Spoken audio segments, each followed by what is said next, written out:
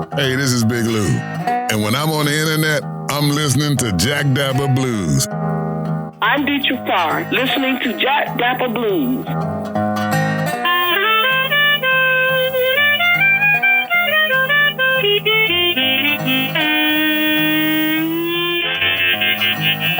Hey everybody, this is Adam Gusso. Hi, I'm Veronica Jackson, America's acoustic folk blues singer. You're listening to Jack Dapper Blues.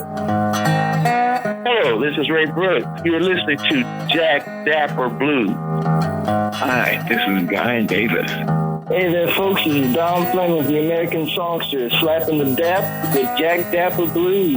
Hey everybody, this is Walter Trout, and you are listening to Jack Dapper Blues. Hey, this is Shamika Copeland. Hey, I'm Ben Turner of Piedmont Blues. I'm here with Valerie Turner. And we are bluesing with Lamont Jack Pearlie, the best radio station for true blues. Hi, I'm Larry Griffin, and I keep it locked and loaded on Jack Dapper Blues. Yes, yes, yes.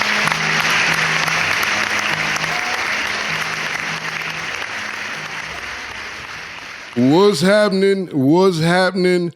What's happening, blues people?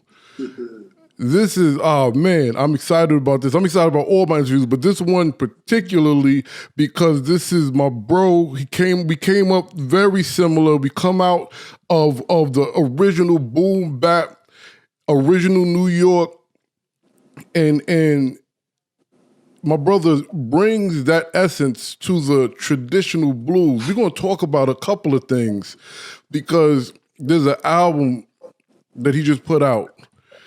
And the irony to me is the name of the album is called It's a Beautiful Thing. And it is actually a beautiful thing. Brother Tito Deler, a.k.a. the original Harlem Slim. True indeed. Natural born. Word up. It's a pleasure, my brother Jack. It's a pleasure. Thank you very much for having me on your radio show.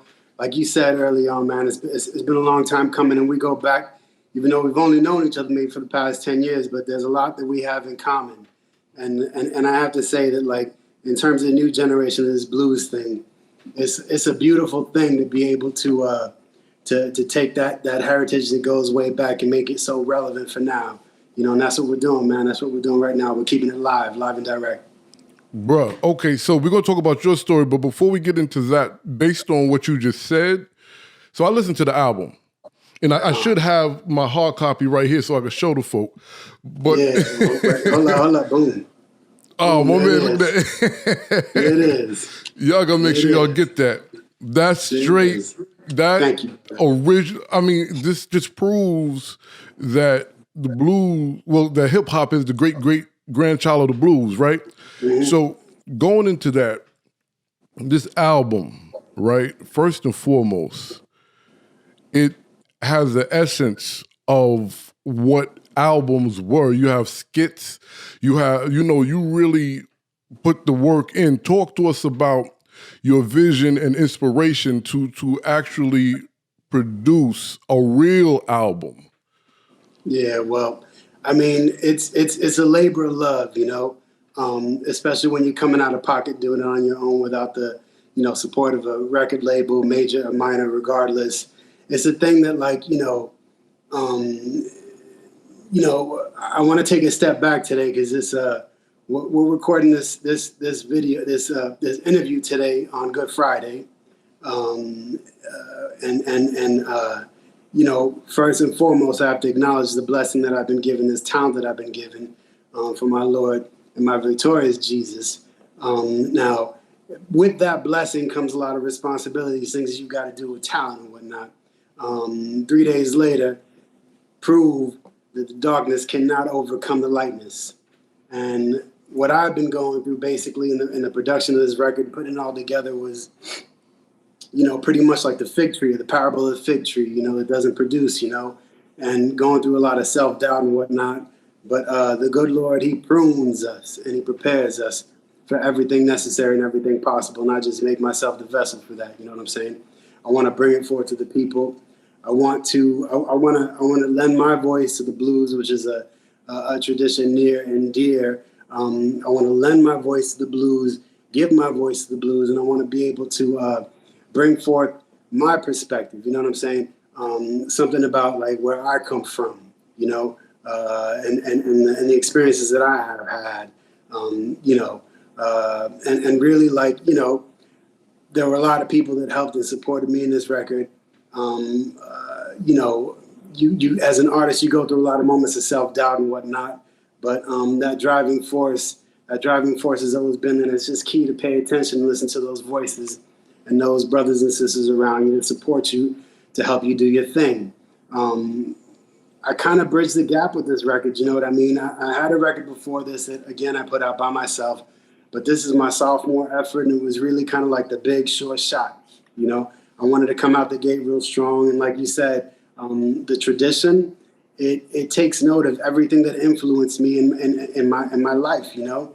I remember when I was in high school, and that and the Native Tongues, you know, big up Universal Zulu Nation, Native Tongues came out with the JB's record, and then that De La Soul record dropped. I remember they had all those skits in between. And when I told my man Benjamin Blank, when he was working with me in the studio to do the mixing and all that and the engineering, I was like, I just want to make sure that my record sounds good in the Jeep, and I want to make sure that it has that same vibe and energy that like that De La record had with the skits in between. Now I jumped through a couple hoops, like through those like wicked months of like the pandemic and whatnot and the major lockdown here in New York, and I was able to get the sign off from President Barack Obama, so I got him in there too. And you know, I mean, like it's a humbling thing, and it makes me very joyous to be able to share something that I feel like it's a vision that I brought to fruition through a lot of hard work and a lot of trials and tribulations. But you know, all the people that I meet and whatnot, there's nothing that I've ever tried to be other than myself. And the most beautiful thing in living life so humble is that you find beautiful people that support you and accept you that way. You know what I mean? And all those other people and whatnot, like that can also be a driving force, and that has been a driving force. All the naysayers and all the people that try and put you down and whatnot. The reality is because I spent a lot of time with the OGs, right? Jimmy Duck Holmes down in Bentonio, Mississippi. My man R.L. Boyce, who was one of the first bluesmen that I met, and it took me under his wing. But that was only through a period of like, kind of like, you know, he tested me a lot, and he looked at me from afar, and he gave me a couple chin taps and everything to make sure that I was worthy of his time. And I appreciate that because that's an OG, you know. But R.L. Boyce, you know, that's my man. Big up. Also want to big up my man Little Joe Ayers, also in Hill Country, Mississippi. You know, two of the OGs that really kind of like took me under their wings and brought me up and like showed me a lot of their experience and how they play the game, right? Now it's different for me. It's different for me because, you know, I'm a younger man and I'm coming up through different. I'm from Harlem, you know, so like my perspective has got to be different. And there's certain things that I can't sing about because I'm not going to stand on stage and lie to you. I'm not going to be on a record and lie to you. I just want to be as truthful as possible, you know. And I give that my all, and I hope that it comes through on the record, and that you know, when y'all get to listen to it, that's quite evident. You know what I mean? No, I do. It definitely comes through on the record, and yeah. Let's stay there for a minute because all right. I don't want to set it up as if it's a conflict within the blues community, because it really isn't. But I think it's something worth discussing, and I do my best to speak about this with other New York blues folk that came up like we did, right? Because there's a lot of moving parts here, right? Growing up on the concrete, then growing up in a particular time, and having particular experiences, right? I call it the hip hop experience, yep, which is really right. So now we have a situation here where the music that we revere and are practitioners of, right, has its grounding in country life. Most definitely. But you and I have our grounding in concrete jungle. Completely. Right. Yep. So now, with that being said, how was that? Now you explain that you make sure you're authentic, and it's. I mean, personally, I already know that just by interacting with you. Musically, it's also evident, but as you say, it was a conscious decision. How was the I guess, for lack of a better term, bridging of that gap, bringing our I want to say somewhat modern experiences from a different location into a country style music? So the way I saw it from the jump was, see, in essence, the blues was the vehicle that liberated the black man from minstrelsy, right? Yes, sir. And when I say that, it's because those early practitioners were able to take something that, like, you know, instead of like shucking and jiving on stage, they went on to like be very authentic with their feelings. They would be able to, in some cases, be subversive or very obvious with the all the things that they were dealing with, slavery, racism, discrimination, and whatnot. Now, the blues is very simple in the sense that, like, when you look, and I'm talking about like the construct of the music itself, right? If we're talking about the basic 1-4-5 structure. Now, I can't read music. I don't plan on ever wanting to, like, really, you know, I've played it long enough, and I just think, you know, I got a good ear, and that's what I want to do. And I want to stay at this level because it's a very basic vehicle that allows you to express yourself to the fullest. Now, how did I bridge the gap? See, when I first started playing blues live, I knew that I could go on stage. I had maybe like 3 or 4 original numbers. And I didn't really have any covers that I did. There was one cover I did. See, just like yourself, Brother Jack, I know you're a big Sunhouse fan like me. Yes, sir. I've never covered Sunhouse. I did a Willie Brown cover, and that was part of my original set. I would play Future Blues. When I got on stage, I realized it was just myself and my guitar, and I play a National like you do, an unamplified guitar that was the original, let's say, sound system for the juke joint. Because in a sense, you know, that mighty aluminum cone inside there, it shoots out. And you have to be able to holler at the same level and shout at the same level to be able to, like, you know, so they can hear you singing. That's right. Now, when I did all that and I sat there on that stage for the first time in front of a bunch of people, there were some things that I brought to the table. And it was that, first and foremost, I couldn't lie to myself while I was up there. If I did, I think and I felt that everybody would know. So I never tried to, like, take on either another character or another, like, persona, or make myself try and, like, feel like somebody else, or, like, even, like, embody somebody else. Really, I could just be me and just kind of be as authentic as possible. And in doing that, I found a lot of comfort. And I found that big stage up there all by yourself wasn't so lonely, because really you were faced with yourself, and it was the one opportunity that you have just to kind of, like, show the masses this true and authentic core, right?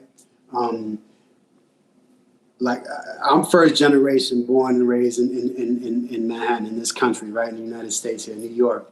Now, my parents, what they came through and what I saw them coming through from the Dominican Republic, and my pops working and whatnot, as a super, and then later as a carpenter, and all the kind of, like, multiple jobs that he held down in order to support the family, all the things that my moms did, and all the hustles that my sisters had on the side to make sure that we had, like, a decent living. That I can speak about, you know. I can speak about being, you know, a 5-year-old, going into the elevator with a woman,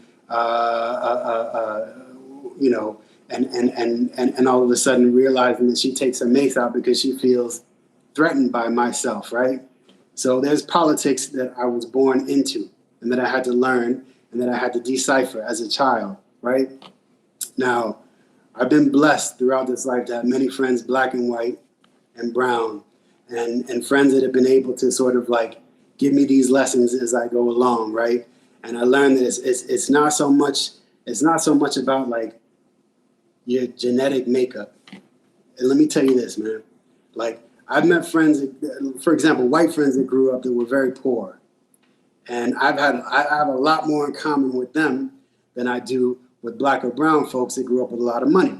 We've got things that we can talk about, granted, with, the black and brown folks who can talk about history and whatnot and like a collective sort of the migration north. And please understand that in 1492, the Dominican Republic being the first place where the colonizers came, the Dominican Republic was positioned as the doorway, the entryway to the Americas. Yes, sir. So when you think about New Orleans and you think about jazz and you think about the Senegalese and all the griots that came from Senegal, from the motherland in Africa, they came through the Dominican Republic into the United States, right? Yes, sir. And you can see this in many, it's interesting. There's a couple places that you'll see this. There's not a lot of places that'll be very obvious about it. But there was one, a spot that I went to in one of my trips down to New Orleans, which was one of those Santeria place, a historical collection of things revolving around in that culture, dig? And they had a map, a beautiful map. And basically I sat there and I just dug that map. And I thought to myself of everything that I knew about pre-Columbian art history, right? And everything that I knew about like history and Latin American literature, African literature and whatnot. And it was like the missing link. And I was like, yeah, that totally makes sense. Why is it that I feel like I carry a story that goes beyond the generations? Because my forefathers were griots, right? And they were from Senegal, and my African heritage, that's where it comes from, dig? And it's all in me. So I may not be able to speak about the life of a sharecropper, and I won't sing about that because I don't know. And also because, like, out of embarrassment, there's a lot of people that will call me out on it because I know people that came up as sharecroppers. Right. But I can speak about, growing up in the city, being a graffiti writer, riding the trains, the wars between the ball busters and Zulu Nation, everything that I came through in the 70s, the punk rock, the disco, the hip hop, the birth of hip hop, like literally across the street, where I grew up in the park. Those are the street jams right there. And they lit up from the street lights and they connected their equipment and whatnot and DJ'd live. And they were cutting records before there were, 12-inch rap records to they were cutting up the 33 1/3 Led Zeppelin and AC/DC joints, and the MC was, rapping on the mic. And all the cats from my neighborhood, black, brown, and white, we all dug it because we understood that this was something this was magical right now that was happening. This was jazz, the birth of hip hop.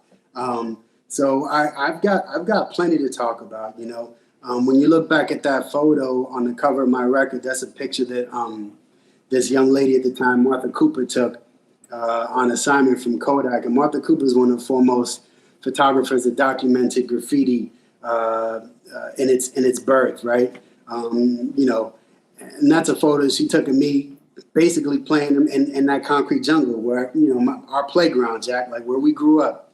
You know what I mean? And to me, it was real obvious that, like, I thought about it. I was like, yeah, can I put like a real pretty picture of myself on the cover? Like maybe some, looking fly kind of thing. And like, do I even go like, the whole nine? And I set up like something like that Kane record where he's sitting on the purple throne with like, all the queens Long live around the Kane. and everything. And it was just like, drinking from the goblet and whatnot. But like, I thought all I can do is really just be myself. You know what I mean?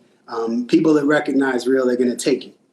They're going to take it and they're going to understand it and they're going to react to it and most importantly, relate to it. So the record came out, and in that process, whether it's a digital or the CD, I've gotten a bunch of messages like from like friends that are writers, like active graffiti writers, friends that are hustlers, friends that are in the blues community, and people dig it because you can latch on to something like that. I speak in the blues language, but my perspective is from where I come from. If you think back to those seminal hip hop records and you think it like KRS-One, right? And in that, I think it was in the first record him and Scott LaRock made. He's like, a lot of people talking about this, and he's like, well, let me tell y'all something about where we come from. That South Bronx, like, South Bronx. And of course, big up all my family from Queens and everything, and I ain't trying to put a black eye in the gang, but like that was that big battle between the Juice Crew and Boogie Down Productions and whatnot. And he was stepping up and doing his thing, and that was authentic. Yes, it was. KRS-One was not trying to be anybody but himself. And I think, for the most part, like when an artist is able to do that, we transcend the scholastic or like the school of music, right? We transcend that. I'm not the best guitar player, and I even could have fooled me, bro. I don't want to be the best guitar. I don't want to be, and I don't even want to be like real tricky. Sometimes I feel myself getting a little too tricky, and I slap my hand back, and I'm like, let's just be honest, man. Don't try and show anything up. Don't try and big up yourself. Just like be honest and humble. This is a humble, beautiful tradition. Yeah, that we need to take care. Like that Barrington Levy song, Black Roses. Black roses in my garden, right? Yes, sir. To keep in care, you got to water it, right? Right? Yes, sir. Yeah. Yes, sir. That's what I'm talking about. And I take care of this. This is a gift, man. I take care of it. And also trying every time that I can, man, I check myself to put it forward with love and humility. There are times, because in that blues idiom, there's a lot, just like the rap idiom, there's a lot of bragging and boasting. So there are times that I kind of take a couple steps and I like, whoa, fall back, Yeah. I like to think that like there's a good balance of that, like in the record. I started incorporating some like bongos. On Bodega Blues. Exactly. I want to talk about that too. And that's what I'm about right now. Like that's my new sound right now. Like that to me. And can I say that I invented it? No. And I don't want to trademark or put my stamp on it. I don't want to own anything. I'm on some Prince stuff. Like, if you set it free and it comes back to you, then it was yours to begin with. You know what I mean? Yes, sir. And the way I feel about that is like, you listen to someone like J.B. Lenoir with Fred Bello on the drums, right? Yeah. Where he's doing that, and that was called the African Hunch, right? And so what that brother did in Chicago, like, or playing electric blues, is he literally took it back. And I got a lot of blues records and I read a lot of books and sometimes they make me, sick to my stomach. I see the magazines and it just feels, it seems like a lot to digest. So really like, I try and hone in on just on a couple records and focus on them and digest them. Because I digest the records and what I've seen and what I believe is that J.B. Lenoir was probably the only blues man that was able to literally take it all the way around and bring it back to the root. Bring it back to the root and literally create a new rhythm called the African Hunch. Yeah. Based on the migration north, And it started with Big Bill Broonzy coming to Chicago. And Big Bill Broonzy and a couple of those other cats' names escape my head right now, but like they opened the doors. Yeah. Muddy Waters came up north. Big Bill put him up and he was like, I got you. I'm gonna take care of you. You could live here, you could do this. And that's kind of like, I'm not gonna say it's what's missing in the blues community because I really can't really talk too much about the blues community. I'm involved a little bit down in Mississippi with what's going on and whatnot. But I see it evolving a lot more, and there's a lot of different players and whatnot. What I do think that's missing in humanity in general is that brotherly, that sisterly love, and that sort of like, oh, I see you doing something that's real similar to like what I like to do. Let me pull your coat. Well, wait a minute, better yet, how can you pull my coat? Like, what can we do to each other to build on this? Yeah. To build on this. Each one teach one, you know what I mean? In a roundabout way, I hope I answered your question. I mean, really, it was all about sincerity because I like to go to sleep at night. And I like to go to the supermarket and to be able to know that, like, when they're selling me oranges, that's an orange, and I'm buying an orange, Right. They're not selling me apples for oranges, There's no trickery. No trickery. Well, and that's another thing, because there's, again, so many things to unpack, because the era we came up in, we saw a huge shift from street cats and around the way cats and gangster cats doing fun music and being sponsored or invested in by the actual gangsters of the community to flipping it, right? To flipping it and then... Yo, big up my brother Jack Dapper right now because that's real talk. Yeah. Real talk.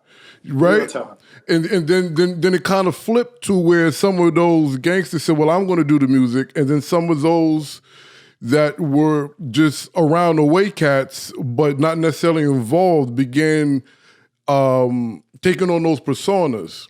Then we got to an era where, you know, you can get hurt speaking out of turn. So I bring that up to ask you, because I can't ask many blues people. No, let me rephrase that. Blues musicians. Blues people I can ask. We the blues people. But blues musicians, some of them have not had the experiences we've had, right? Does that play a part in this, in why you approach, besides the sincerity, and I always hate to say besides the Most High, right? Because nothing is beside him, but it's almost that goes without saying, right? So those two things aside, is that also determining factor in how you approach the music, because we understand how this can go really left? Most definitely.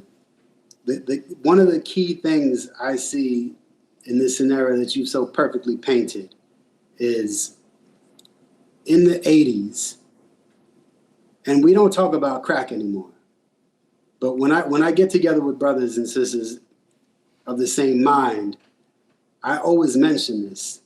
I say what's missing and what messed up the generations to come was crack. Let me tell you why. And when you think about the wars that happened prior to crack, right? Whether it was the Korean War, the Vietnam War, and all those OGs that came back with lessons. And when you remember you was a youth, as a young child, right? And you remember all the OGs up in the block that would watch you and tell you this. And I'm talking whether they were gangsters, whether they were strung out on heroin or whatever. They would watch you and they would be careful for the neighborhood, right? We lost the OG during the crack epidemic, period. I challenge anyone to bring anything other than that to the conversation. We lost the OGs due to crack, right? Crack took our role models and literally turned them inside out. So we're a generation that was left without that guidance. There's certain lessons that we were able to carry and hopefully impart to the youth so that they don't forget. But for the most part, we're almost like a boat without a sail. You know, when I set out to make this record, I thought about that. There were a lot of frustrations that I had, and the streets have always been calling, you know, and it's all praise to the Most High that he keeps me away from the street and keeps me away from that negativity, right?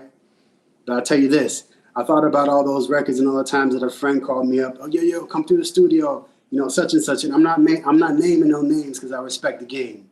Come through the studio, such and such is over here dropping the track for blah, blah, blah. Boom. And you see the big man in the corner that's fitting the bill. A lot of those records that we know and love, they came out of that money, right? And like I said, I'm not naming no names, but that's the truth. That there's a record, but it's there's a record that's been that has a historical lineage, right? But it's fragmented. And really, I think the beauty of the gift that we have is that we're able to impart the truths that are missing within that history. Dig? So like, you know, when you think about the early hip hoppers talking about parties and rap and everything, you have to take into consideration that there were big major record labels that would only invest in studio time and pressing a record if it was a party record, right? But then you cut to like the mid to late 80s and you got, you know, again, KRS-One, you got Chuck D, you know, from Freeport, Long Island, I believe. You got brothers from all parts of the world, you know, all city. I'm talking about New York for now. Well, that was our world back then. Yeah, it was a world. It was most definitely. I didn't go to Brooklyn until I was in high school. when I went to Brooklyn on the 2 train, I was like, we crossed into, I think it's like Borough Hall or something like that is the first time on the 2. I was like, we in Brooklyn now. Oh man. I'm like, what's this about? You know, they, and plus, you know, big up my brother Stacker Lee, Keo, X-Men and all them. Like, Brooklyn has its own language. They all talk differently than we did uptown, you know? That's right. And like to be able to pick up on that, like, again, like you start to put it together and you realize, oh, they had those OGs up in Brooklyn. They had those OGs in Queens. Man Caves in Bay Ridge, you know? The first cat to bring Public Enemy to Bay Ridge to do a show. And that's crazy. And I'm talking about late 80s, you know what I'm saying? He got a lot of slack from a lot of people. He got a lot of dap from a lot of people. But again, that's an ambassador of the culture and someone that has aided in this historical lineage to kind of put those things together so that there is a point of reference, so that you understand that there is empowerment and truth. And at some point, the consumer, right? I mean, you know, and we see it now with like SoundCloud rappers or whatever, but like the consumer dictates what the market is, right? And now record labels want this and record labels want that. They want you to talk about, you know, they won't, you know, that whole, that TED Talk thing I listened to recently, like, they're not going to get on you for talking about killing black people, but they'll get on you when it's like a rape thing. And then, like, you know what I'm saying? Like, right, yes. It's very selective. Yeah. And when you think about that selectivity, there's money and investors behind that, which is why, again, it's like, to all the young brothers and sisters out there trying to do their thing in music, if you can do it on your own, do it on your own. Get no one in your pocket. Do it on your own and put your own voice out there, because this is the age of Aquarius right now. We're in a new birth. We're in a change. This is a shift right now, right? Things that were not possible prior to now are going to be possible. Is it the youth that's going to make it happen? Perhaps. But let's keep a keen eye, and let's also, you know, lend a hand and hold a hand and put out a hand when necessary to make sure that, like, you know, that we're able to impart our lessons, you know. No, I do. It's been a long road. No, it's been a long road. And that's something else that's been a hot topic, right? Between some of my blues brothers and myself. But for me, it's a longer conversation because I tend to look at things in its trajectory. So we know that the music business, and most businesses for that matter, target children, right? From teeny boppers back in the 50s all the way up to now. And in doing that, when back then there were older musicians that they were putting in front of kids, we've seen not all malicious, but for the most part, I guess it's safe to say that they target children or younger artists because they're just hungry and not understand everything that goes behind it, right? All you get is a pack of Newports and Puma sweats. Exactly. So now we're in a situation in this day and age that the conversation has come up, and we got to get, you know, the young black musicians, these young Latino musicians, these young white musicians, and in the blues specifically, there are two groups that are predominantly platformed. That is the 70 and above, and that is the 30 and below. Now, that leaves, we're in the middle, right? Yeah. And right, so if you think about it in business, most businesses target retirees because they have a stable income monthly. And then they target kids because they don't know no better, and they just, and so on both ends of the spectrum, our position is like nobody cares, but we are kind of the conduit between everyone. What do you think about that, and how important is it for our age group to be taken seriously in this space? That's a powerful topic, man. Well, I think going back to what I said earlier, I think that there's certain lessons that we picked up in our younger years, being of this generation, that had that that exposure in a time before crack that can lend a very authentic voice to this experience. You said it yourself, man, we bridge the gap. But the bridging of that gap is the building of a bridge, dig? And it comes with how we talk to that fragmented history. Everybody's real keen on like all that, looking at your ancestors and your great-great-great-great-grand. Me, myself, you know, my history is very fragmented, and I don't know anyone beyond my great-grandfather. There's no one that can tell me anything, right? There's no stories, there's no traces. I know that there were, you know, men and women that lived and worked and made it possible for me to be here. But their names are a mystery to me, dig? So instead, I just look to the higher power and try and make the connection even further than that. And by doing so, it kind of makes me more powerful right now because I'm representing more than just, you know, than just what I know or what I can point to or what I can see on a piece of paper. Now, when you talk about the camps that exist in the blues and whatnot, and I see exactly what you're saying, and I go to the festivals, and you know, I've had the blessing of being able to play at a lot of those festivals and really see like that there's a crazy little politic going on in the blues, right? To be honest with you, the thing that I wanted to kind of put back on you and talk about today was what I find most exciting in the blues right now. And let me preface it with this. I made my record. I haven't played a show in over a year, you know? There's no kind of like, there's no outlet for that other than like buy my record and listen to it at home. I haven't been doing live shows and things like that at home on YouTube or whatever. Like, I kind of like, you know, to me, it sort of feels like, you know, wrapping yourself up in a blanket and trying to feel everyone around you. You know what I mean? Like, I need the audience over there. I need to be able to like, you know, talk junk in between lines and hear you, you know, kick it back to me and be like, all right, I got you, you know? So having said that, I haven't been really listening to a lot of blues music. There's artists, new artists, younger artists that like I respect. Their records don't necessarily talk to me right now.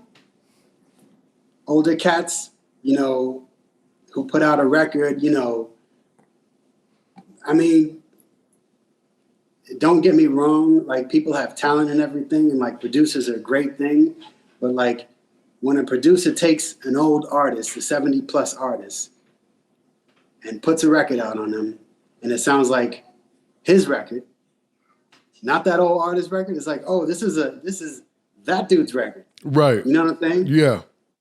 And you know what? Exploitation. I am gonna say names because you know, like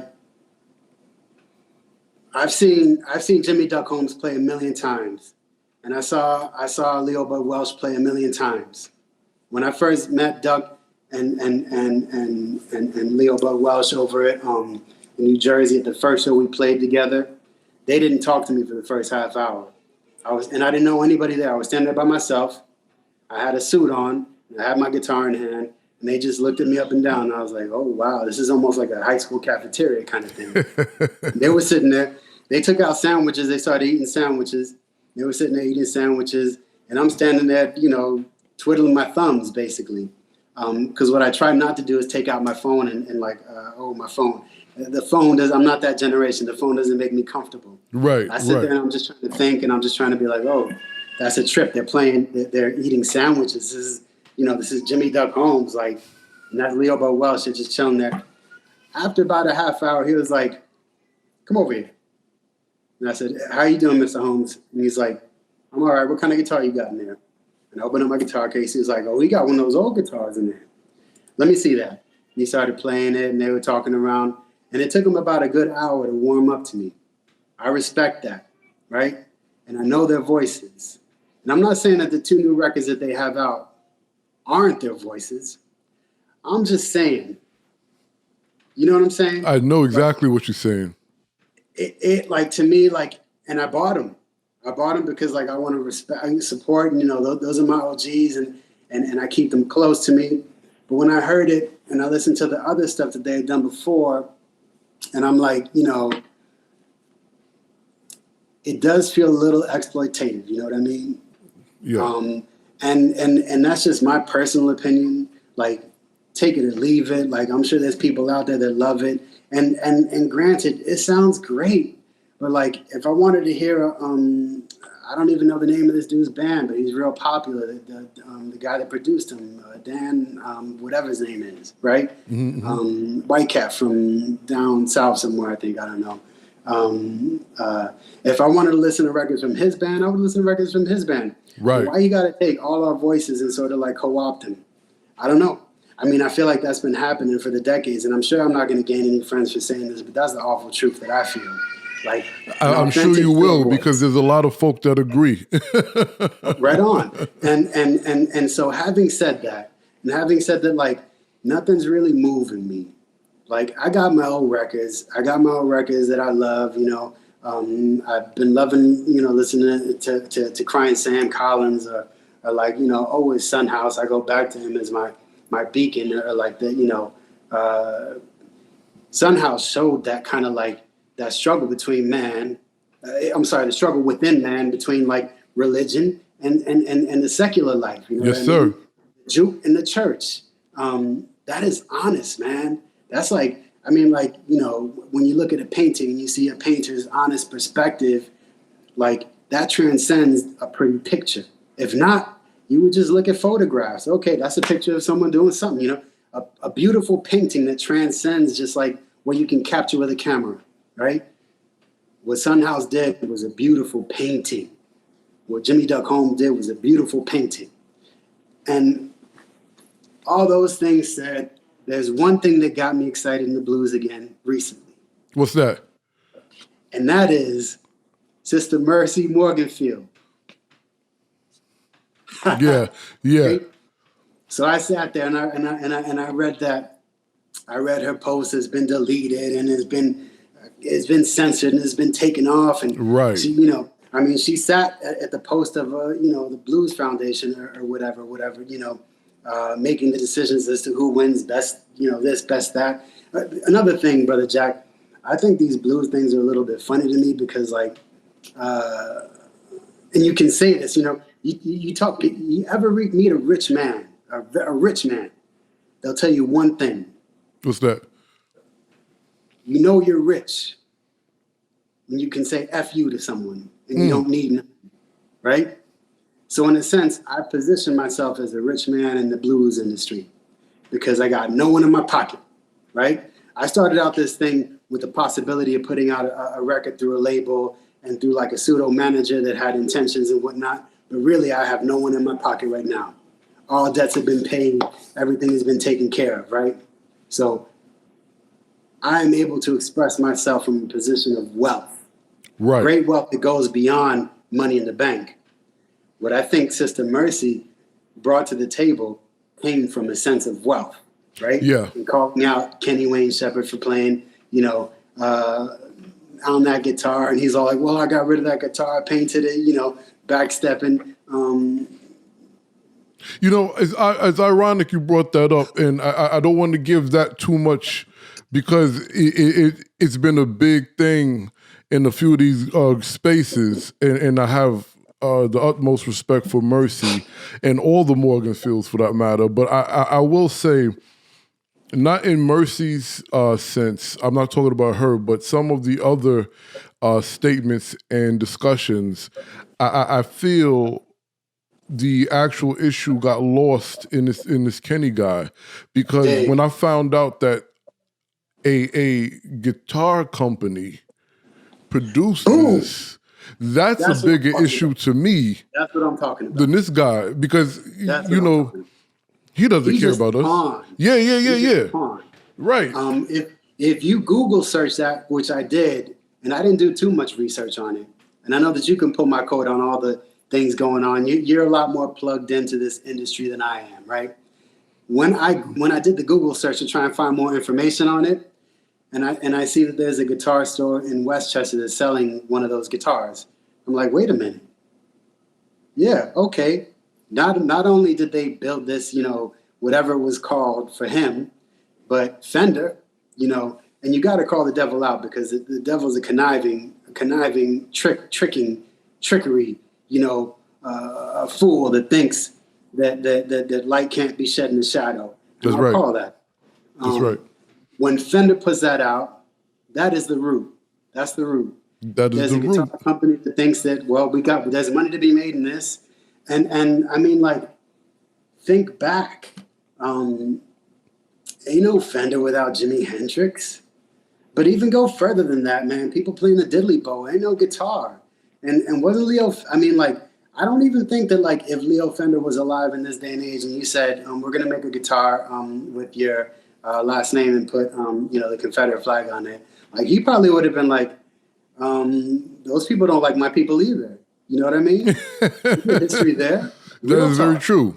But then again, it's like, you got a lot of people sitting there, like, making all these decisions and treating art, treating a gift, a blessing from the Lord, without the care that, this is a garden. And like I said, this is a black rose. To keep in care, you got to water it. Yes.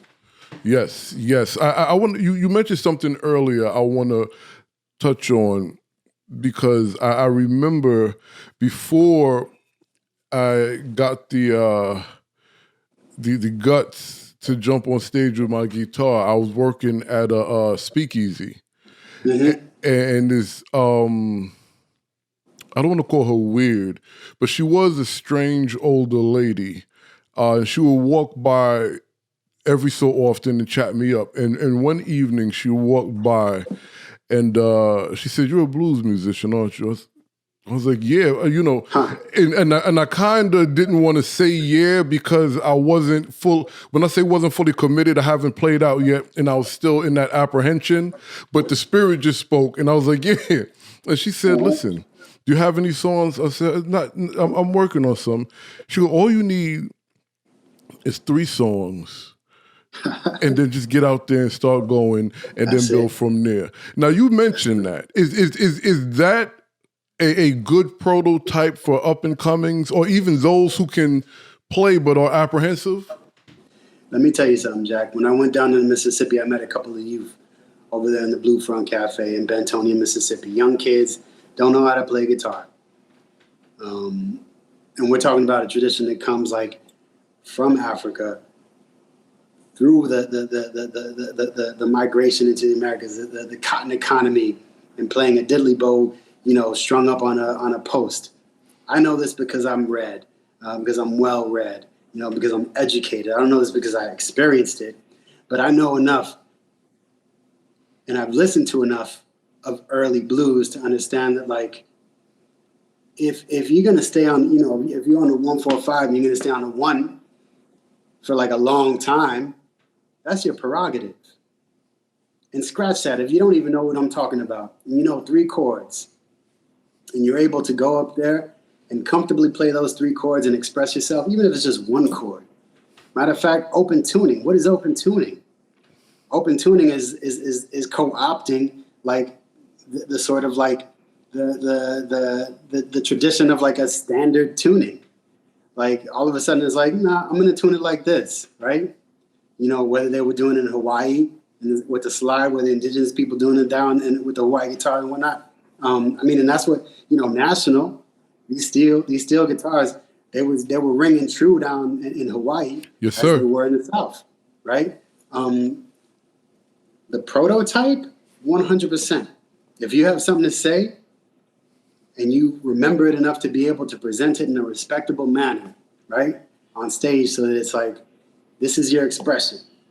You look at, like, the early days of punk rock, and there's people that, like, collect records, and all they'll do is collect records from 1977, let's say, an experimental time in music. Right. Where it's folks that are going up there that are they're poets / musicians. All these bands that became the pop bands of the 80s they knew 3 chords in the 70s and they were just expressing themselves.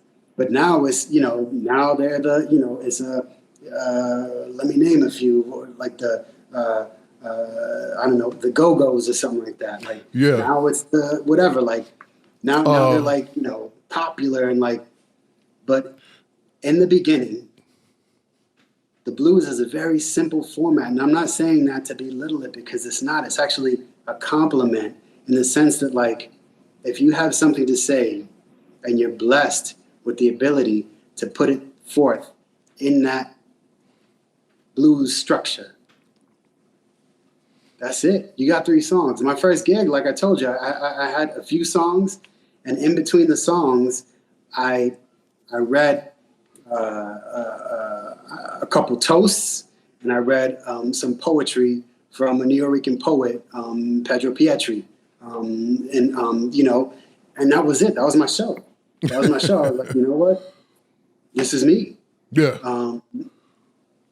When you do something that's like sincere and authentic to yourself, can no one judge you? Because in the reality, it's like, you're up there making something with your life, Yes, sir.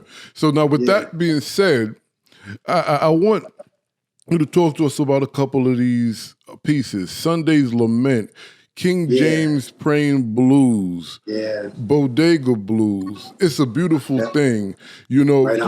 Share with us the mindset behind, all of the pieces if you can get to it, but those specifically because, we spoke about the interludes that we grew up with.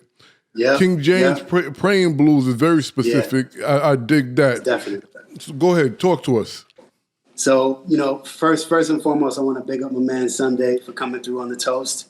And also my man Brian from Daddy Longlegs for coming through with the harp. The harp has always been the backbone of the blues. And this brother came through real strong and powerful for me. Out of love, and out of the brotherhood for sure. In Sunday's Lament, like it's the oral tradition, man. Like those toasts. Most recently, I think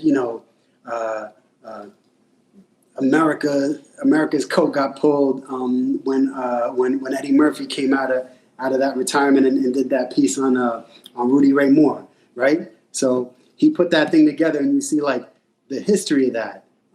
These are things that came from people that were sharecropping, traveling the rail lines, working on the railroads,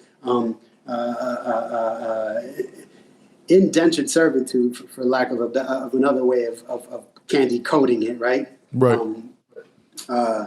Stories, that toast, that shine toast, the 5th of May, a terrible day, the day of the great Titanic sunk, all like, where it's like, it's basically like the captain's on the boat and he's telling him like, hey, Shine, if you save me, I'll give you all the money as far as your eyes can see. Is like, and Shine basically says, hey, get in water and swim, and swim, get your ass in the water and swim like me. A toast is a powerful thing. I wanted to make sure to include a toast because I remember growing up, there were a lot of cats that I grew up with. I would say preachers, and I would say hustlers, right? Preachers and hustlers that had the gift of gab, right? And they were able to say things, say something to you like, rhyme your name with something like that. Big up to the brother Jack Dapper, who sings like a blues man and talks like a rapper. That kind of thing. You know what I'm saying? Which is the truth. But word up. So like, I knew that I needed to like set it off. And like, we were in the studio that day. That was the second day in the studio. We were kicking it and like having some fun. And my man, Daddy Longlegs, was in the back just playing some boogie woogie piano. And I told Sunday to kick it off with that toast. I had a couple brothers from around the way, friends of the dear, close to me. My man C from Uptown, they were all in there. We were all hanging out. My man Ben, and we were chopping it up and just talking and everything. And like, it just came natural. It's like, I want to set this up, in a sense where like it puts you in a place, right? It puts you in a place, but almost like a you expect me to walk in there like, oh, high shine and everything, like that movie, Cabin in the Sky, that dude that talks that real slick cat coming down the stairs. Yeah. Cool character. He comes out of the joint. He comes back in town, and they're like, they've got that beautiful song that doesn't come to mind, but you know what I'm talking about. Mm-hmm. At first, I thought, I got to come out strong on some fly stuff, on some real fly Harlem stuff, But then I was like, there's something really beautiful and humbling in setting the tone and just making it kind of like, damn, you used to be one of the swellest cats that lived in New York, Come on in and sit down and tell me what's got you on the bum. And this is a sad, sad story that Harlem Slim begun, And then I go into the record from there. Like it just sets a tone for me. It's like that Mad Rapper intro from that Biggie record, Right?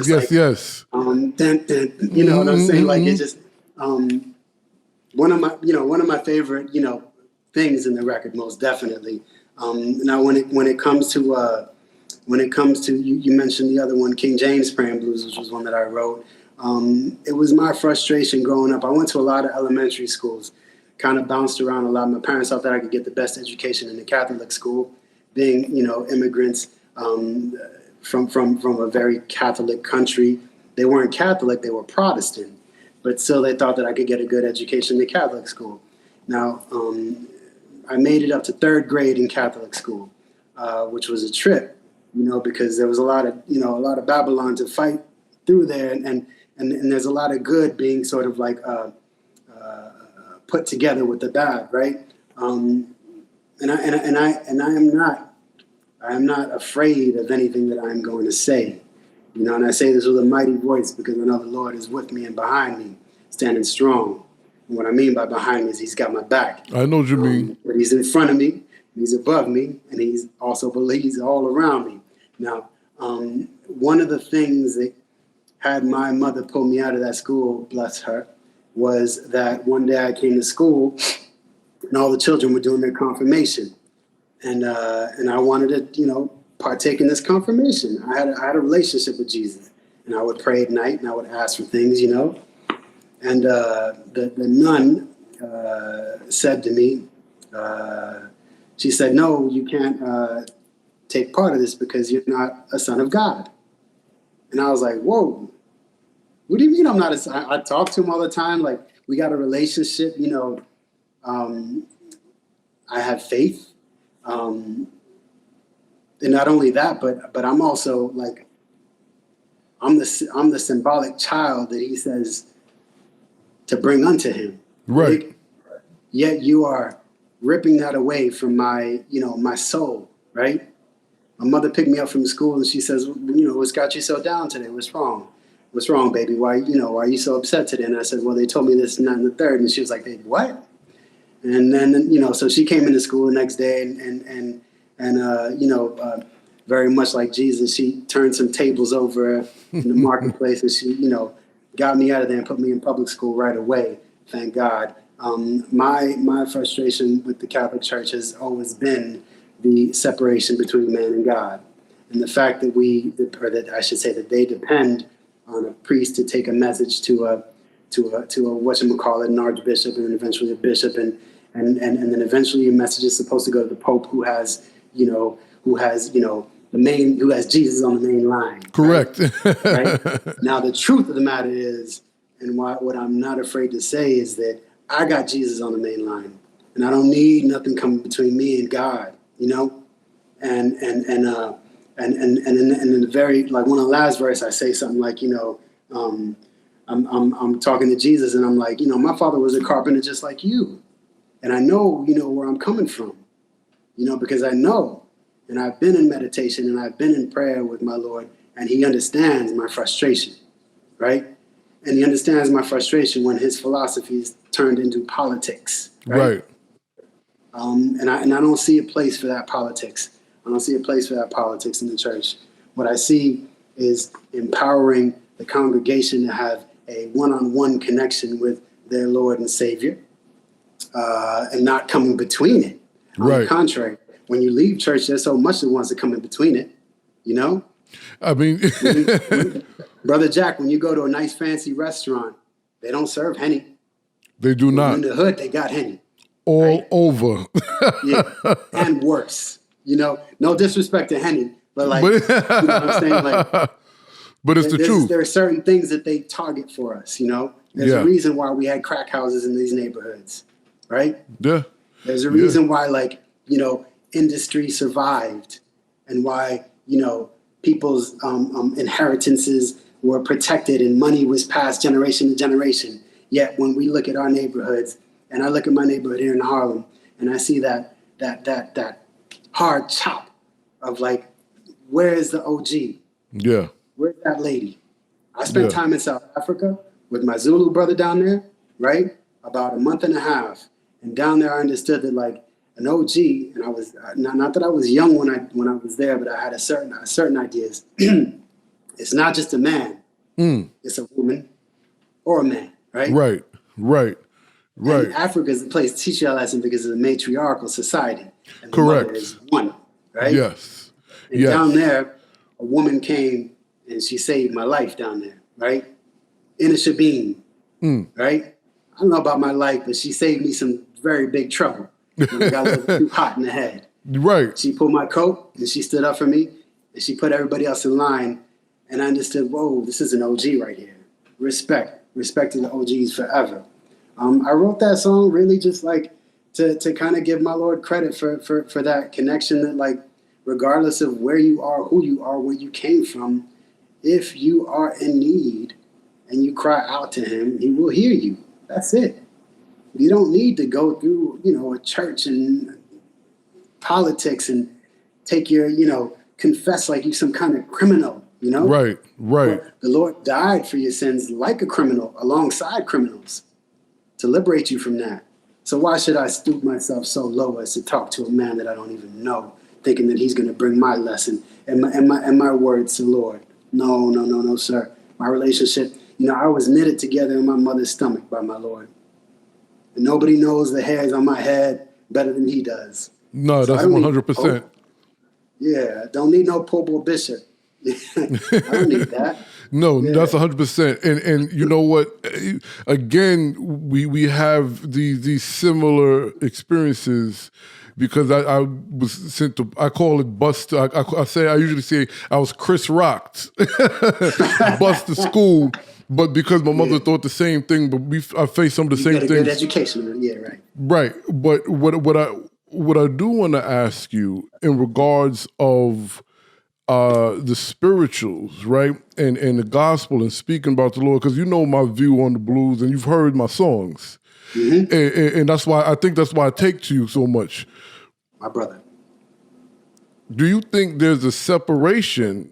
Because some folks, especially folks down in the country, yes, they do. Older ones, they you know, you can get the belt or the switch. Better yet, if you mention blues and spirituals in the same, but us come from somewhere else, or well, better yet, growing up in a different terrain. What is your thoughts on blues and gospel and its intertwining? I want to tell you two things. First, I want to preface it with saying, if you're going to put out a gospel record, make it a gospel record. It doesn't mean that you can't have a blues song on it. But I mean, be very truthful, because I've picked up records that were supposedly gospel records because they sounded like gospel, right? Gospel isn't a style. It's food. You know what I mean? It's the food you eat that you never go hungry from, right? So in terms, now going back to your question, in terms of that separation that is very strong in the South, very strong. And I'll say this much, like, I do not start a set without playing a gospel number.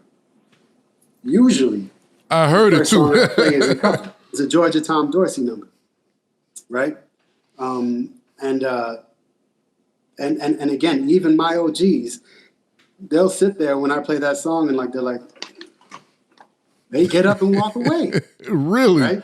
Oh yeah. The gospel never really had a place in the juke, just the way the juke didn't have a place in the church. That is That's true. The politics going down there. I thought it was going to be all gravy, and I could, I could John the Revelator, and everybody would be digging it, And for the most part, yes. But you have to understand, when you talk to the 70 plus, there is a history, right? Now, let me frame your question differently and maybe pose you a question. So we just went through a pandemic, right? Or we're going through a pandemic that's somewhat plateauing in some places it's hiking, in other places it's under control. Now, most churches haven't been open for quite a while. True. Okay. But yet the engagement rate in Instagram and TikTok and Facebook has increased tenfold. The engagement rate of watching Amazon Prime and Netflix and whatnot has increased more than anyone could ever imagine. True. Okay. So if you take that as stock and you think, what is the value and where is the stock of the church in this day and age?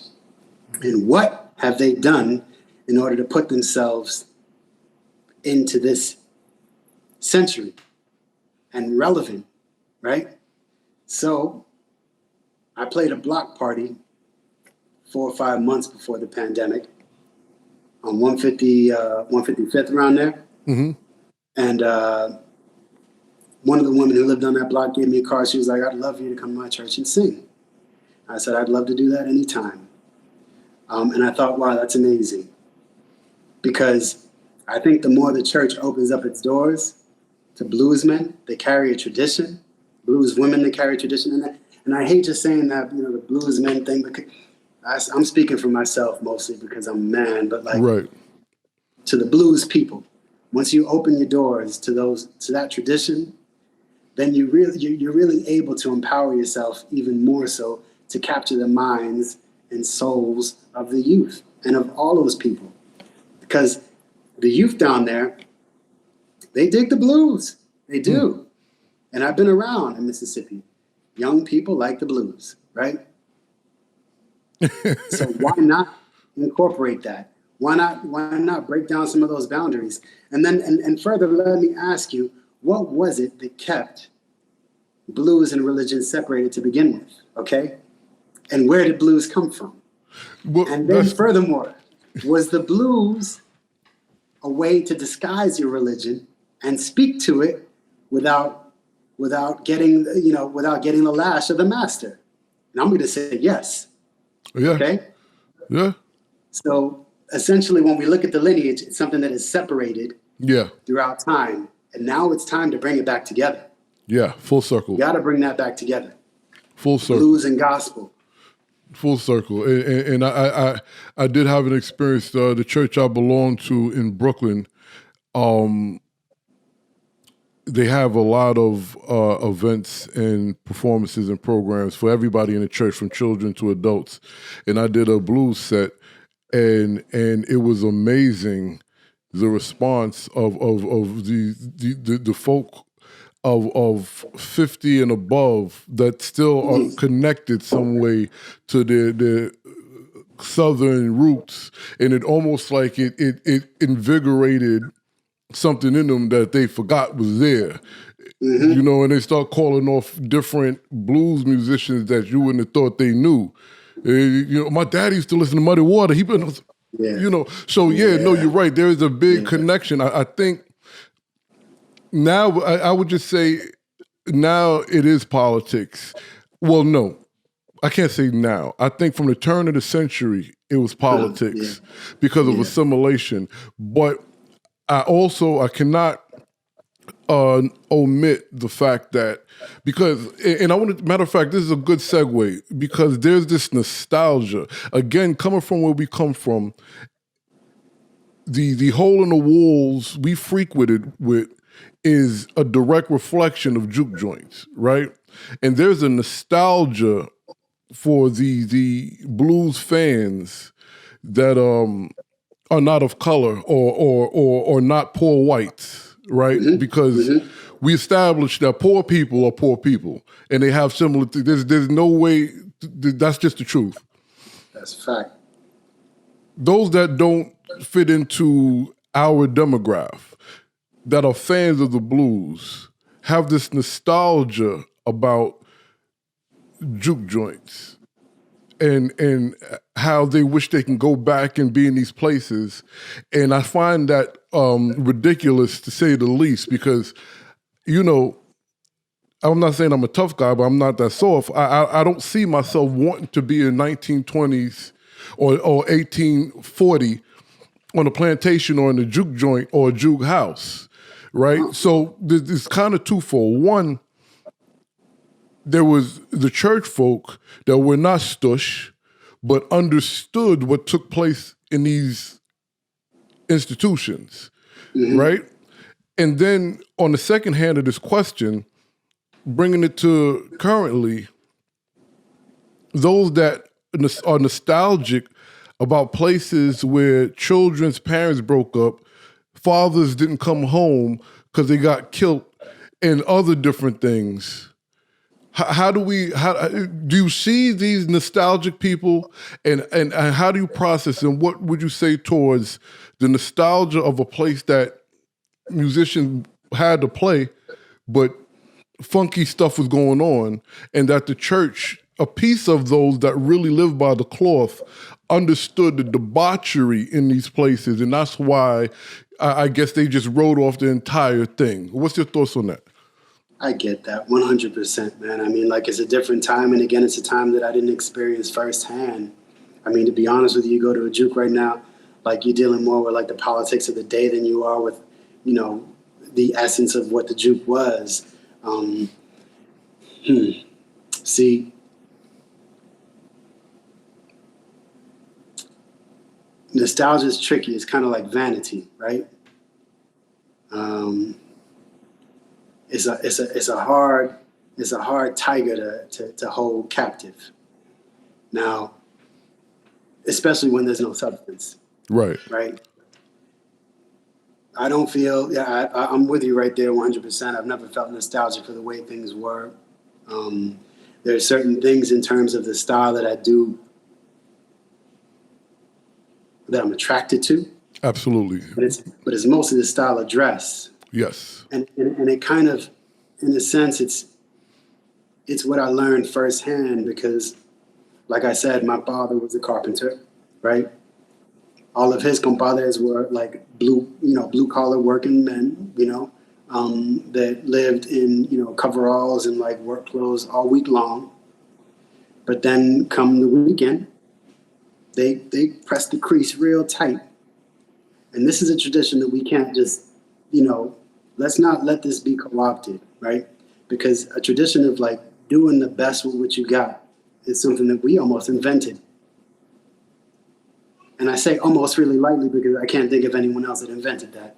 But like being, pressing your crease real tight, shining up your shoes no matter how messed up they were.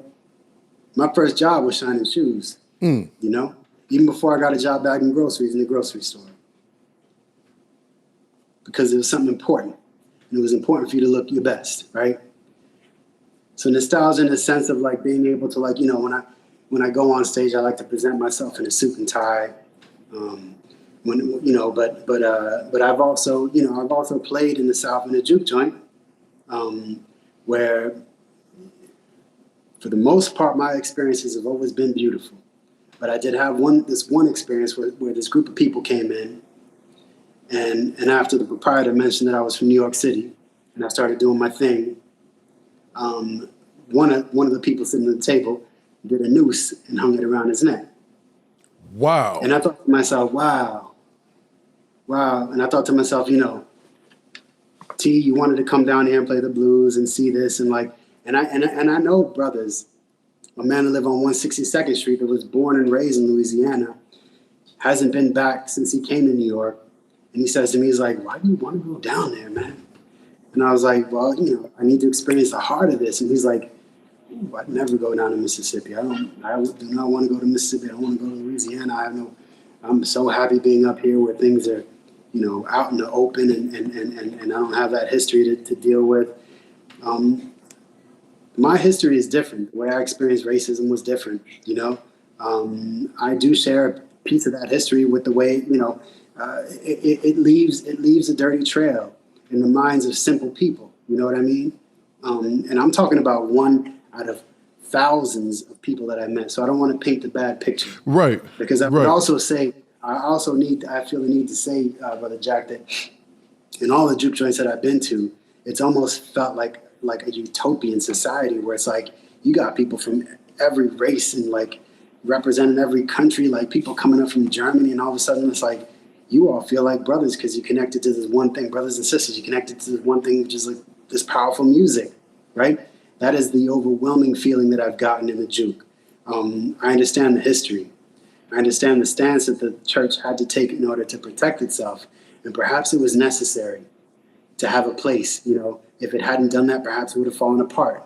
I mean, the fact that we were allowed to have a church of our own is kind of a miracle to me.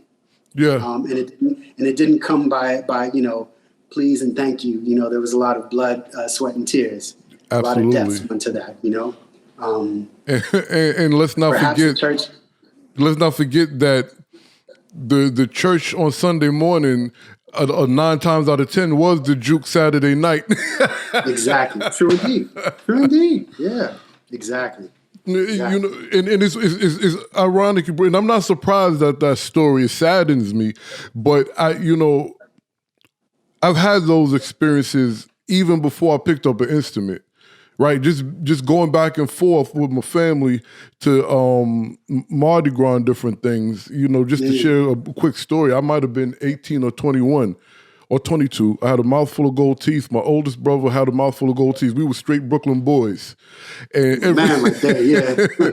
And we would go to this diner every morning. And, you know, my oldest brother was funny. He was like, yo, I like this spot, but he didn't know what it was. But we just happened to find it, so we just kept going back to it. Yeah. And we would sit at the counter, though. And I would always say, yo, man, why? And it'd be empty. I say, why you don't want to go sit at the table?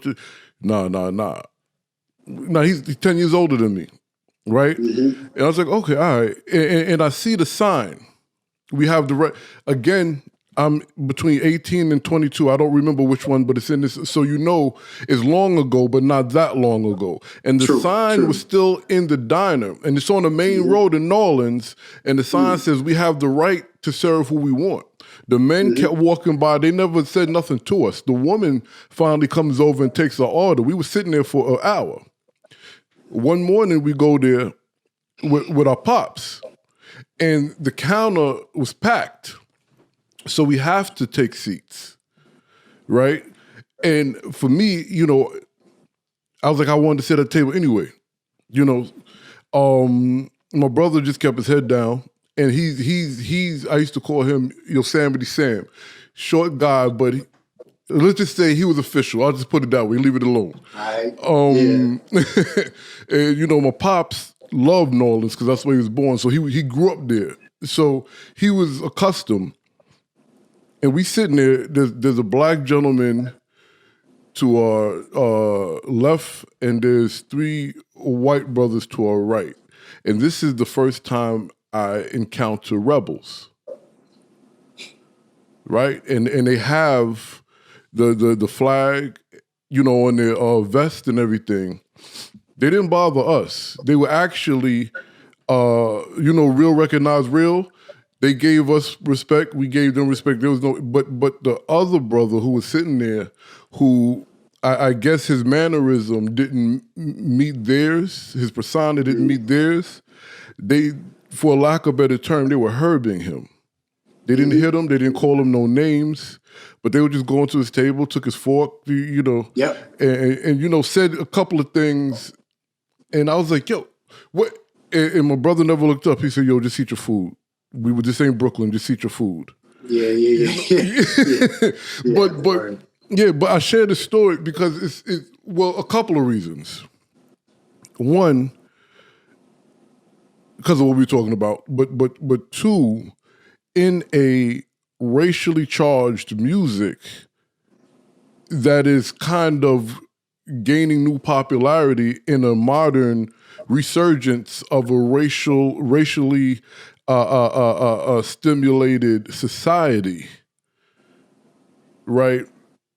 How, I mean, because it's, you know, a lot of people that come to see us are of a particular mindset, I would say, right? And this, you know me, but I still have to go on record saying this. It's nothing about division, calling nobody out or whatever.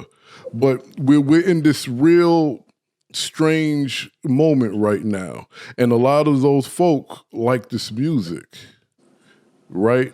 Is there a way Do you feel that we're breaking down barriers, or do you think this is just what it is? They like the music, they come see us, and then we go our separate ways? I think it's our responsibility to break barriers. I think that we owe it to the blues. When I started this conversation with you, Brother Jack, and I said the blues liberated the black man from minstrelsy, I said that because it's a mighty powerful thing, and it was a gift that was given us. It was a gift to be able to communicate not only with the elders, but with our Lord, right? So when you put yourself up there, you have the power to break down those barriers. I mentioned J.B. Lenoir earlier. When you listen to his songs, I mean, the whale swallowed Noah in the deep blue sea. Sometimes I feel like the whale done swallowed me or whatever, right? He's not talking about, Jonah. He's not talking about Jonah. I mean, he's putting himself in that Jonah story and how this world just feels like it's just taking him, So I felt I've had a similar story. I'm not going to talk on it too much because I don't want to miss the point. It's a shame when you see like your elders have to kind of take an L. You know what I mean? But what I do want to say is when I see a black man go up on stage and, albeit very talented, but he decides to pick a certain repertoire from a period in time that is all about shucking and jiving, right? Mm. And then I look in the audience and I see a lot of white faces that are happy. I can't help but to feel a certain way. I hear you. And that certain way is very angry and upset. And how could you shame yourself like that, man? After everything. After everything. And I'm not one for like book burning. But ain't it time to write some new books? You know what I'm saying? Yes, sir. Like, it's time to write some new books, You've got a lot of things to say. They're up there deciding the case for George Floyd, right? Rest in peace. And the conversation is about whether or not he was high. Right. Did he die because he was high, or was it 9.5 minutes of a policeman's knee on his neck? I cannot believe we're having this conversation. I cannot believe that foolish young man in that store said that like he thought that George Floyd was high when he came in. Right. Because he asked him if he was a baseball player, and it took him some time to answer. Get out of here.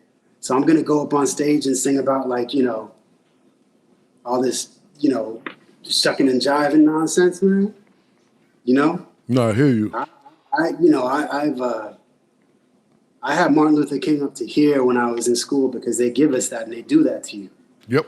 They try and almost, and I feel that this was part of the master plan to try and like strip the power away from a very powerful man. I was up to here with Martin Luther King. I didn't want to hear anything else about Martin Luther King. Go to junior high, go to high school. Boom. I'm almost done with high school and Public Enemy comes out and Spike Lee comes out with X. I didn't read books either. Like, I was kind of like just kind of skating by. I was doing my thing. I was out there like, I was just trying to paint. I was trying to go to the tunnels and I was trying to paint and do my thing and hit the trains and whatever. I wasn't trying to read books, so I wasn't very, like, I didn't seek that knowledge. So like, big up to Spike because I kind of pulled my coat and I'm like, let's look at Malcolm again, right?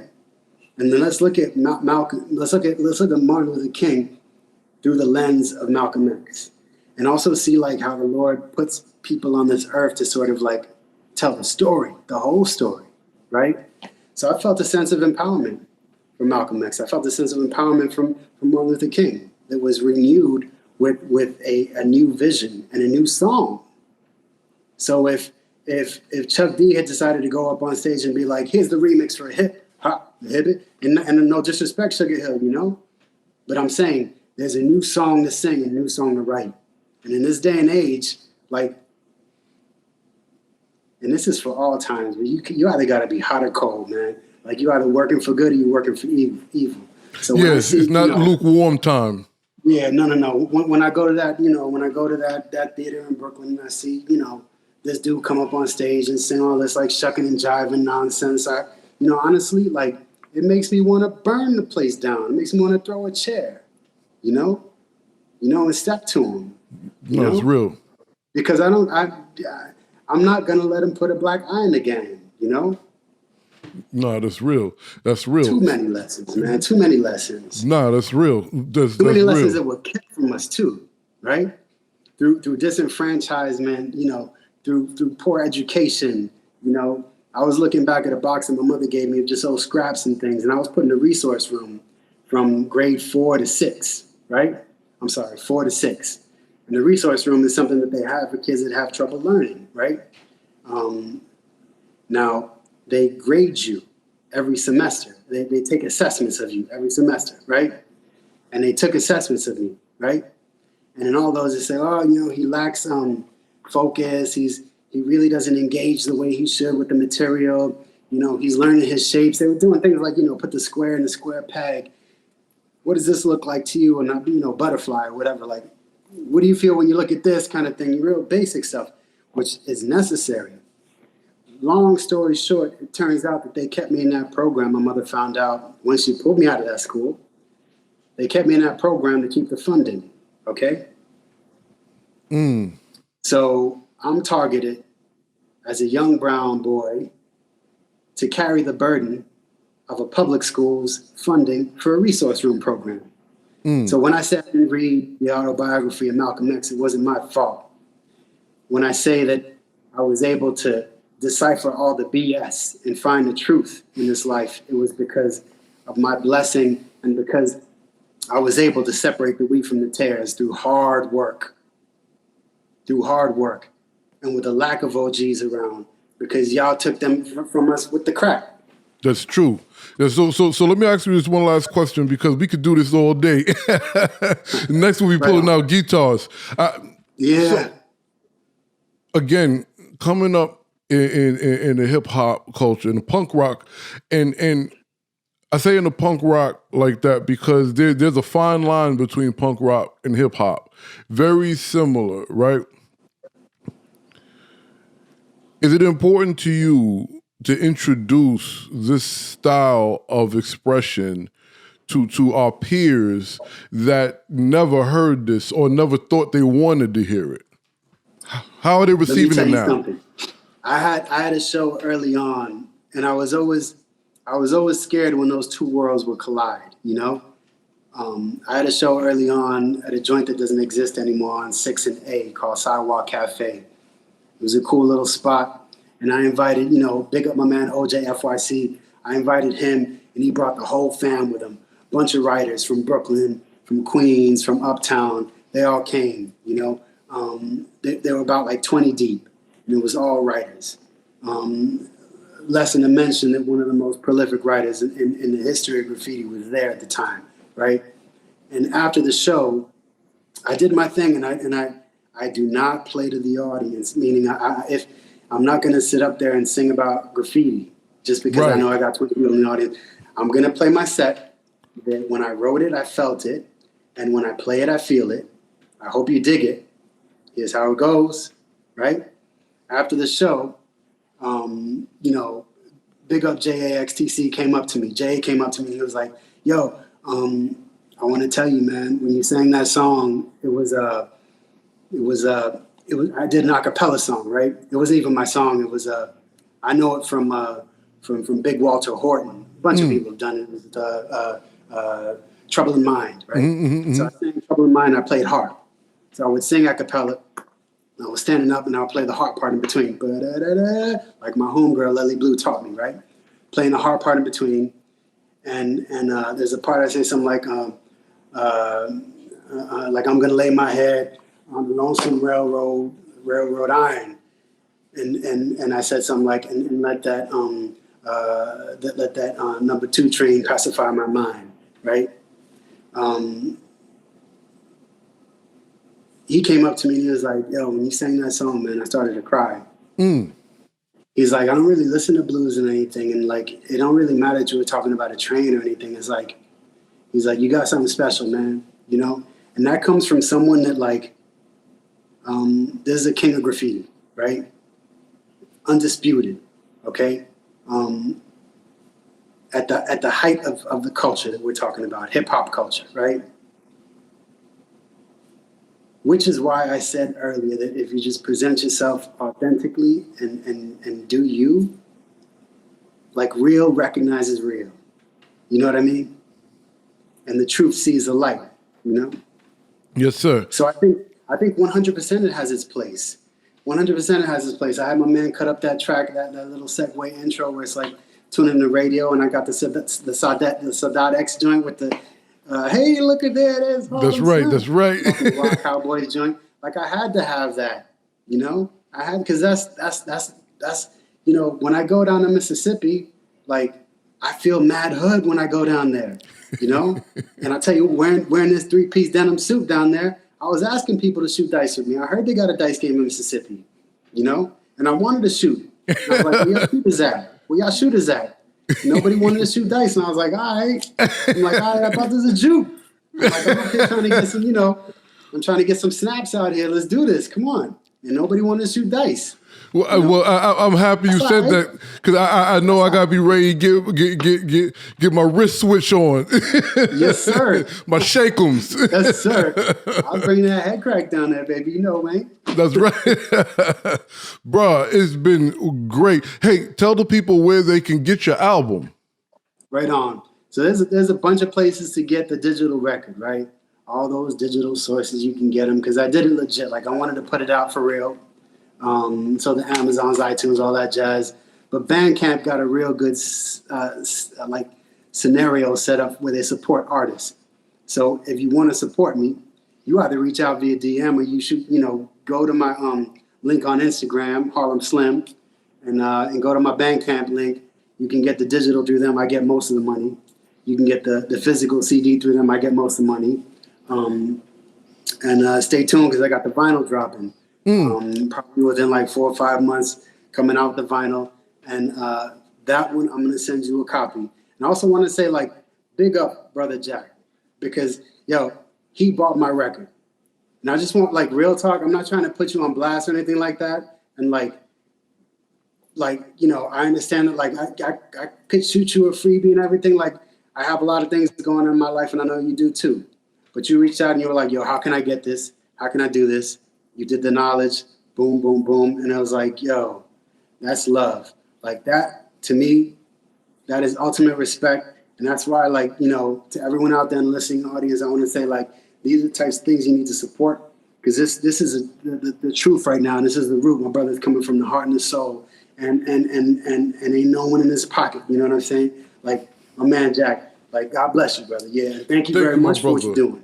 Thank you very much for what you're doing, man, because when I talk about the change that we're going to bring and the change that we're going to come, you know, that we're going to bring forth and that's going to come is because of that new song that we're building right now, right? Yes, sir. Yes, sir. So keep on keeping on. All day. My brother. Thank you. Thank you, my brother.